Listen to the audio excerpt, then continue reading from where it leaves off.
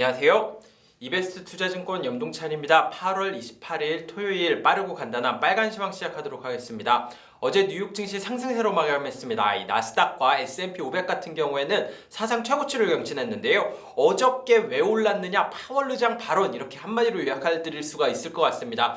관심을 모았었던 잭슨홀 미팅이 어제 밤에 있었는데요. 장 초반에 있었습니다. 현지 시간으로 아침 10시 정도였으니까 굉장히 일찍 있었는데, 여기에서 파월 의장이 굉장히 비둘기파적인 발언을 했습니다.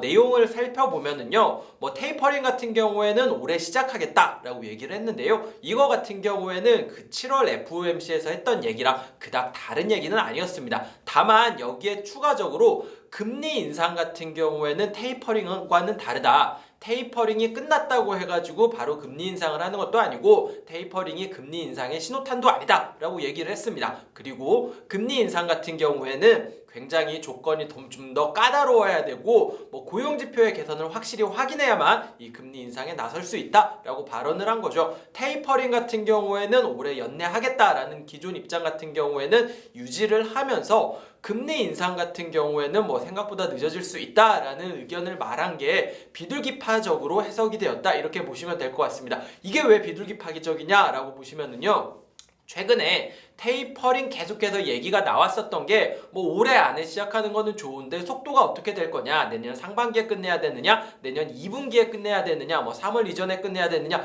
이런 얘기가 굉장히 많았습니다. 왜냐면은 테이퍼링이 끝나면은 이제 더 이상 긴축을 완화할 게 없기 때문에 금리 인상을 하는 게 아니냐라고 생각을 했기 때문에, 그러면 생각보다 금리 인상이 내년 3분기에 할 수도 있고 4분기에 할 수도 있고 2023년에 할 수도 있고, 이게 좀 모르지 않느냐. 그런데 3월 달에 그 테이퍼링을 끝내면은, 잘하면은 내년 3분기 4분기에도 시작할 수 있는 거 아니냐, 이런 우려가 나오면서 이렇게 좀 그 시장의 변동성이 커졌던 건데, 파월 의장 같은 경우에는 이거에 대해서는 금리 인상 같은 경우에는 테이퍼링에 비해서 끝나고 몇 개월 후 이렇게 시작하는 게 아니다 라는 신호를 줬기 때문에 비둘기파적이었다, 이렇게 해석을 하시면 될 것 같습니다. 그러다 보니까 시장금리는 하락했고요. 시장금리가 하락하니까 달러화도 약세를 보였고요. 시장금리가 하락하니까 성장주 반등했고, 달러화 약세 보이다 보니까 원자재 가격 반등하면서 이 소재주, 에너지주 상승하면서 S&P 500과 나스닥이 동시에 사상 최고치를 경신했다, 이렇게 보시면 될 것 같습니다.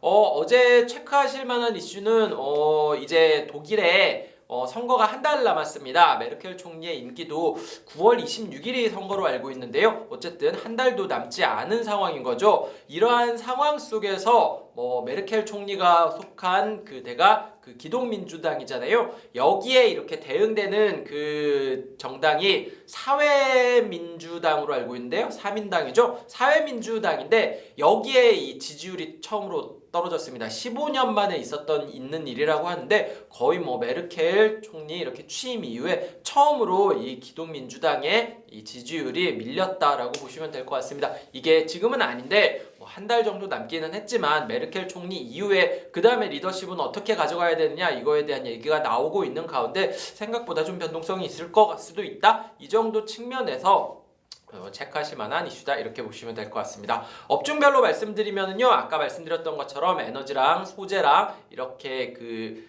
소재 성격의 기업들이 강세를 보였고요. 여기에 추가적으로 IT랑 소프트웨어 같은 이 성장주 성격의 기업들 역시 강세를 보였습니다. 반도체 업종 같은 경우가 좀 눈에 띄는데요. 하드웨어 쪽이 올라가긴 했는데, 미국 에너지 정보청 이쪽에서 이렇게 슈퍼컴퓨터를 만드는데 사용되는 칩을 AMD랑 엔비디아 걸 쓰겠다, 인텔 걸 안 쓰겠다, 이런 얘기 나오면서 AMD나 엔비디아 오른 것도 영향을 미쳤다고 보시면 될 것 같고요. 시장금리가 떨어지다 보니까 이 수요 기대감, 밸류에이션 우려가 좀 완화되면서 이 반도체 업체들도 반등을 했다, 이렇게 보시면 될 것 같습니다. 특이했던 거는 페이스북이 강세를 보인 건데요. 페이스북 같은 경우에는 어저께 그 호라이즌 워크룸이라는 거에 대한 좀 내용들이 나왔는데, 이게 어떤 거냐면은 VR 기기를 이용해가지고 사용자들이 페이스북 사용자들이 회의실에서 만나가지고 뭐 아바타 형태로 회의를 하고 뭐 이런 건데, 저희 요새 한 그 밸류에이션 많이 받고 있는 얘기 중에 하나가 메타버스잖아요.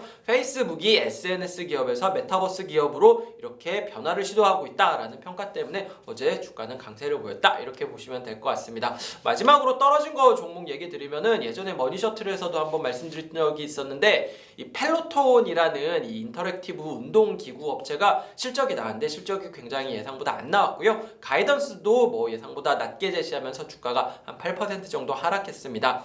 뭐 안전적인 문제도 있고 리콜 문제도 있고, 이거에 대해다가 가격을 좀 인하하겠다라는 발표까지 더해지면서 향후 매출이 정말 하드웨어보다는 좀 소프트웨어로 이렇게 그 매출을 만들겠다는 의도인 것 같은데, 진짜 그렇게 되겠느냐라는 우려감 때문에 주가가 약세를 보였다, 이렇게 보시면 될 것 같습니다. 네, 오늘 준비한 빨간 시황 여기까지 말씀드리면 될 것 같습니다. 지금 오늘도 날씨가 굉장히 흐리고 남부지방에는 굉장히 많은 비가 예정되어 있다라는 뉴스를 제가 아침에 봤는데요. 날씨가 주말 내내 흐릴 것 같은데 그래도 굉장히 시원해졌어요. 저 지금 시청자 여러분들은 안 보이시겠지만 반바지 입고 있는데, 아침에 나올 때 이제 새벽에 나올 때는 반바지 입고 나오면 안 되겠다 싶을 정도로 아침에 쌀쌀하더라고요. 그만큼 좀 일교차도 좀 심해진 것 같고요. 날씨가 흐리기는 하지만 이렇게 낮에는 덥지는 않아도 일교차 심해질 수 있으니까 시청자 여러분들 건강 조심하셨으면 좋겠습니다. 하나 더 공지 말씀드리면, 제가 다음 주에 휴가라서 다음 주에는 빨간 시황이 좀 올라오지 않을 것 같습니다. 제 생각에는 금요일 날에는 다시 서울 와가지고 토요일 날에는 올릴 수 있을 체력이 될 것 같기는 한데요. 어쨌든 다음 주 금요일까지는 빨간 시황 올라오지 않는다는 점 참고하셨으면 좋겠습니다. 다들 즐거운 주말 보내주셨으면 좋겠고요. 시장이 이렇게 생각보다 반등해가지고 다음 주 시장 나쁘지 않을 것 같아가지고 좀 휴가하면서도 안심을 하고 있습니다. 네, 오늘 여기까지 말씀드리도록 하겠습니다. 감사합니다.